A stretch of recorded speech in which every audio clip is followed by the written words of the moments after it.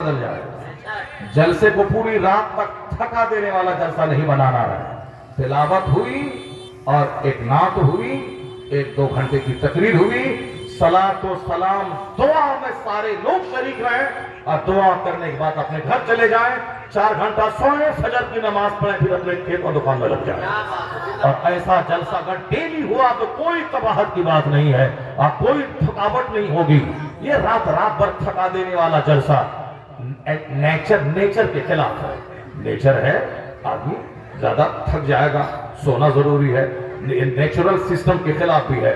چونکہ کبھی کبھی ہوتا ہے, اسی لیے ہم لوگ اس پر زیادہ زور نہیں اس کی مذمت کرتے ہیں. چونکہ روزانہ تو سوتا ہی ہے بندہ, 30 دن تو ڈیلی 8 گھنٹہ سو جاتا ہے. اگر ایک دن اگر 12 گھنٹے جاگ گیا ہے تو کون سے حرج کی بات ہے. اس لیے ہم لوگ زیادہ اس پر فوکس نہیں کرتے. اب مگر کچھ لوگ اسی کے پیچھے پڑے ہوئے ہیں کہ صاحب وہ سوئے گا, رات بھر جاگنا نہیں چاہیے. ہم کو بولا ایک آدمی کہ رات بھر جاگنا نہیں چاہیے. میں نے کہا ہاں, سنیما ہال میں نہیں جاگنا چاہیے, سرکس ناٹنگی میں نہیں جاگنا چاہیے, کھیل تماشے میں نہیں جاگنا چاہیے, VCR فلم دیکھنے میں نہیں جاگنا چاہیے. لیکن عبادت کے لیے رات بھر جاگنا یہ تو نیک بندوں کی پہچان ہے. قرآن میں آیا ہے والذین یبیتون لربہم سجدا وقیاما. قرآن کہتا ہے اللہ کے نیک بندے رات بھر سجدے اور قیام میں پوری رات گزار دیتے ہیں. ایک پوائنٹ پڑھا اور دوسرے پوائنٹ کو نہیں دیتا. نہیں, رات کو بنایا ہے نیند کے لیے, رات کو بنایا ہے نیند کے لیے. کہاں کون سے انکار کر رہا, رات بنی ہے نیند کے لیے. مگر ایک طرف وہ ہے کہ نوم سباتا, پھر یہاں یہ بھی ہے والذین یبیتون لربہم سجدا وقیاما والمستغفرین بالاسحار وَيَسْتَغْفِرُونَ بِالْأَسْحَارِ. یعنی رات کے آخری پہر میں اٹھ کر وہ اللہ سے استغفار کرتے ہیں. اس لیے اگر 30 دن میں 29 دن بندہ جاگا, سویا, ایک دن اگر رات بھر جاگ کر کے فجر تک دین سیکھ رہا ہے, گناہوں سے بچ رہا ہے, تو اس کو زیادہ مدعا نہیں بنانا چاہیے. ہاں البتہ اگر بینیفٹس کم ہے, انجوائے کرنا انٹرمیٹ زیادہ ہے, اس کی مذمت کی جائے گی. اب ذرا غور سے سنیے, قرآن کے بعد سب سے معتبر کتاب ہے بخاری شریف, ہے نا. بخاری اور مسلم یہ دونوں زبردست مستند معتبر کتاب. قرآن کے بعد سب سے صحیح ترین کتاب ہے بخاری اور مسلم. صحیح ستہ کی کتابیں ہیں بہت سب, بخاری, مسلم, ترمذی, نسائی, ابو داؤد, ابن ماجہ, وہ سب 6 کتابیں ہیں. مگر بخاری اور مسلم ان دونوں کو سب سے زیادہ فضیلت حاصل ہے, چونکہ آتھینٹیسٹی اور صحیح سند کے اعتبار سے اس کتاب میں کوئی شک نہیں, بلکہ بہت زبردست معتبر آتھینٹک کتاب ہے. اب اسی کی ایک حدیث سناتا ہوں. وہ حدیث پاک کا ترجمہ, اس کی تشریح سنیے. کہاں ہیں ہم, کیسے تھے وہ لوگ, کہاں ایسے لوگ, امیر کیسے ہو گئے, غریب کیسے ہو گئے. امیر چاہتا تو پیسہ خرچ کر کے جنت خرید لیتا. مسجد, مدرسہ, خانقاہ, عالموں کی خدمت, ہر جمعہ کے دن عالموں کو 200 روپے نذرانے دیتا, جنت کی طرف پہل کرتا, نیک لوگوں کی دسترخوان بچھاتا, غریبوں کا علاج کرواتا. اللہ نے مال دیا ہے, مگر امیر لوگ جنت نہیں خریدتے ہیں بلکہ اس پیسے کا استعمال جہنم خریدنے میں کر رہے ہیں. LED ٹی وی ہے, کھیل کا ٹورنامنٹ ہے, تماشا ہے, ہجرہ کا ڈانس ہے, شادی بیاہ میں فضول خرچیاں ہیں. جو دولت دی تھی اللہ نے کہ جنتی بنتا, اسی دولت کا استعمال جہنم کے لیے وہ کر رہا ہے. ایک ایک پیسے کے لیے حریص اور لالچی بنا ہوا ہے. اور ایک طرف غریب جس کو اللہ نے زکات فرض نہیں کیا تھا مست رہتا, اللہ نے حج فرض نہیں کیا ہے مست رہتا, اللہ نے اس پر قربانی واجب نہیں کیا ہے وہ مست رہتا, اللہ نے اس پر صدقہ فطر واجب نہیں کیا ہے وہ مست رہتا, نماز پڑھتا, روزہ رکھتا, امیروں سے 500 سال پہلے جنت چلا جاتا. حدیث میں ہے کہ میری امت کے فقراء امیروں کے مقابلے میں 500 سال پہلے جنت چلے گئے. مگر اسلامی سوچ نہ رہنے کی وجہ سے غریب بھی گناہوں کی کیچڑ میں لت پت, غریبوں کے محلے میں زنا, غریبوں کے محلے میں چرس, غریبوں کے محلے میں افیم, غریبوں کے محلے میں بے پردگی, غریبوں کے محلے میں زناکاری, غریبوں کے محلے میں مالداروں کا ہجوم, کھیتوں میں کام کرنا, ان کے ساتھ زنا کرنا.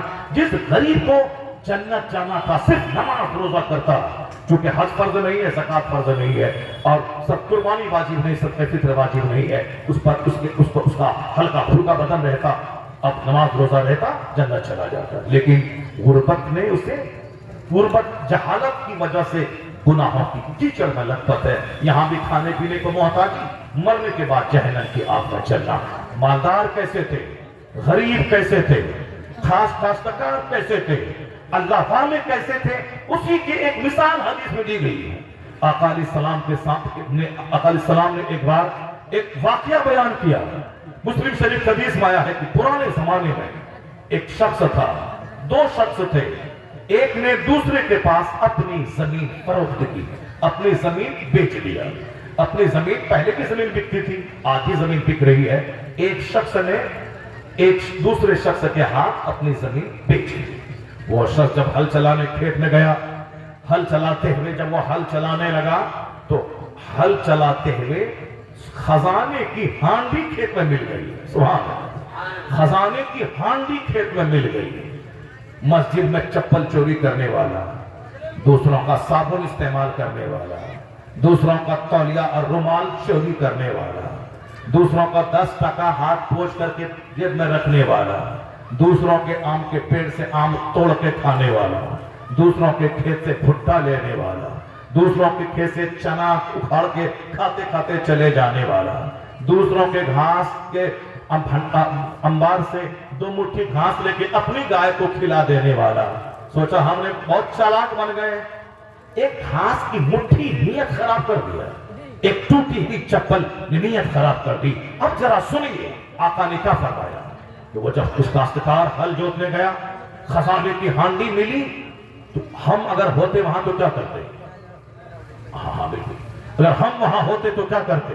ہم اگر وہاں ہوتے، آپ اگر وہاں ہوتے تو کیا کرتے؟ اس ہانڈی کو چھپا کے مٹی ڈال دیتے اور رات میں نکال کے گھر لے کے جاتے، اور دھیرے دھیرے وہ سونا چاندی بازار میں بیچتے، محل پہ محل ٹھوکتے، پورے شہر کا سب سے بڑا مالدار بن جاتے، اور سبوں کو بتاتے کیا صاحب میں نے مال کمایا ہے اور میرے شہر میں کوئی مجھ سے مقابلہ نہیں کر سکتا ہے۔ لیکن کیا سوچ اللہ نے دی ہے، جس کے دماغ میں اللہ کا ڈر ہوگا، آخرت کے حساب کتاب کا ڈر ہوگا، وہ کبھی بھی گری بھی حرکت نہیں کرے گا۔ اگر حرکت کر بھی لیا فوراً توبہ استغفار کر کے اللہ رب العزت سے معافی کی بھیک مانگے گا۔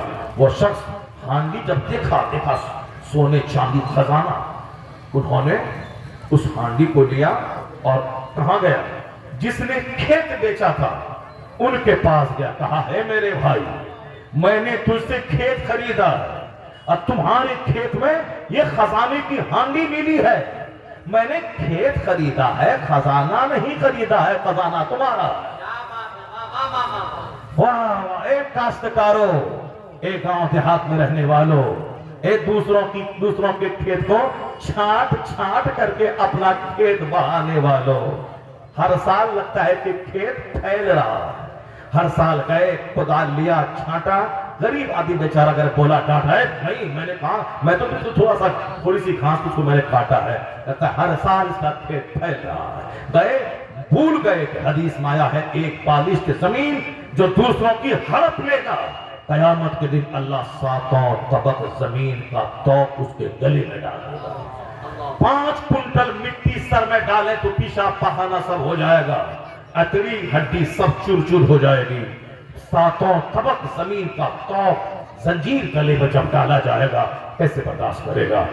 چھانٹنا ہے، کال لے کے ٹٹی بڑھانا ہے، ٹٹی لگانا ہے، بس وہ دری لینے کے نام پہ ٹھنٹی سے، آپ لوگ کیا کہتے ہیں کہتے معلوم ہے، اس کو ایسے کیا اور تھوڑا سا سرکا دیا آگے، ایک سال 2 انگلی، اگلے سال 4 انگلی، اگلے سال 1 بالش، جیسے لگ رہا اس کا آنگن بڑھ رہا ہے۔ بیچارہ غریب آدمی پنچایتی کرتا ہے، غریبوں کی پنچایتی کون سنے گا؟ یہاں تو جو رات میں جا کے 500 روپے دے دیا، اسی کے فیور میں گاؤں کا مکھیا سمیتی پردھان فیصلہ دے دیا، غلط فیصلہ کر کے اپنے آپ کو جہنم کی آگ میں دھکیل دیا۔ نہیں دیکھا تو حق اور عدل کسے کہتے ہیں، نہیں بس مال ملا فیصلہ بدل دیا۔ یہاں تو کچھ نہیں بولا جائے گا، قیامت کے دن وہ حدیث سنیے، ایک بالشت زمین اگر ظلمن ہڑپ لیا 7 طبق زمین کا توق پہنایا جائے گا۔ کہاں وہ شخص بولا میں نے کھیت خریدا ہے، خزانہ نہیں، خزانہ تمہارا ہے۔ اب وہ بندہ جو کھیت بیچا تھا وہ کیا بولا؟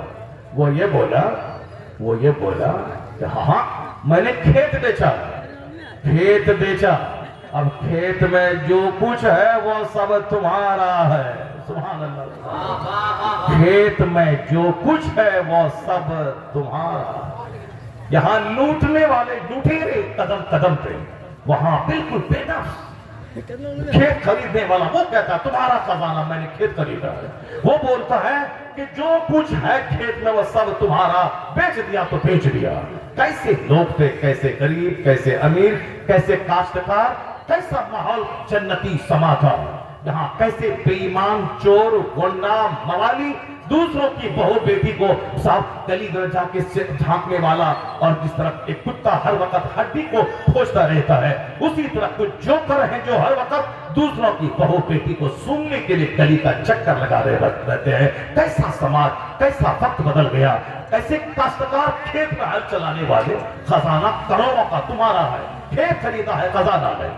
وہ بندہ بھی کہتا ہے کھیت بیچا ہے اور اس میں جو ہے سب مٹی, ڈھیلا, سونا, چاندی سب تمہارا ہے.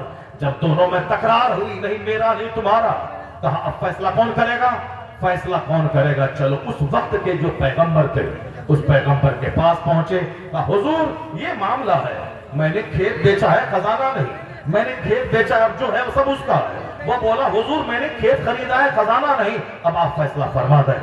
کیا بات ہے. اس وقت کے پیغمبر دونوں کی گفتگو سننے کے بعد آپ کہنے لگے یہ بتا دو کیا تمہارے پاس بیٹا ہے, کہا ہاں حضور اللہ نے بیٹا دیا ہے. ان کے پاس بولا کیا تمہارے پاس بیٹی ہے, کہا ہاں حضور اللہ نے بیٹی دی ہے.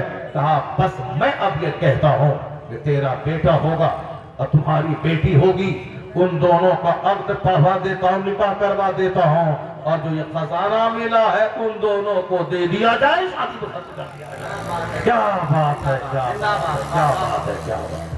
یہ حدیث پاک ہے, کوئی کہانی قصہ نہیں, یہ حدیث پاک میں ہے. سرکار آقا علیہ السلام نے فرمایا کاشتکار لوگوں کی سوچ کتنی بڑی تھی. آج اربوں کمانے والا ایک ایک پیسے کے لیے بے چین رہتا ہے, حرام حلال کی کوئی تمیز نہیں کرتا ہے. مال کمایا جائے حلال سے حرام سے, اچھا کھایا جائے, اچھا پہنا جائے, اچھا گھر بنایا جائے, لوٹ کھسوٹ کے نہیں, بے ایمانی چوری کر کے نہیں, حلال طریقے سے اللہ دے بنائیے. اگر نہیں دے تو دنیا کا کیا ویلیو ہے. 60-70 سال, 1 منٹ صبر کیجئے, ایمان بچائیے, نماز روزہ بچائیے, مر کے مہاسنکھوں برس کی جنت میں عیش کرنے کے لیے چلے جائیں. دنیا میں سونے کا گھر بھی اگر بنا لیا تو ایک دن چھوڑ کے قبر میں جانا ہے, وہاں حساب کتاب دینا ہے. تو 60-70 برس, ایک دن صبر کیجئے تاکہ کھرموں سال سونے چاندی کے بلڈنگ میں عیش کیجئے. یہی قرآن کہتا ہے, یہی حدیث کہتی ہے, یہی بزرگان دین کہتے ہیں. اللہ تبارک و تعالی ہم سبوں کو حدیث پر, قرآن پاک کی تعلیمات پر, بزرگان دین کی زندگی کی سے ملنے والی نصیحتوں پر عمل کرنے کی توفیق عطا فرمائے. آمین. وآخر دعوانا الحمدللہ. بیٹھے رہے شاعر اسلام جناب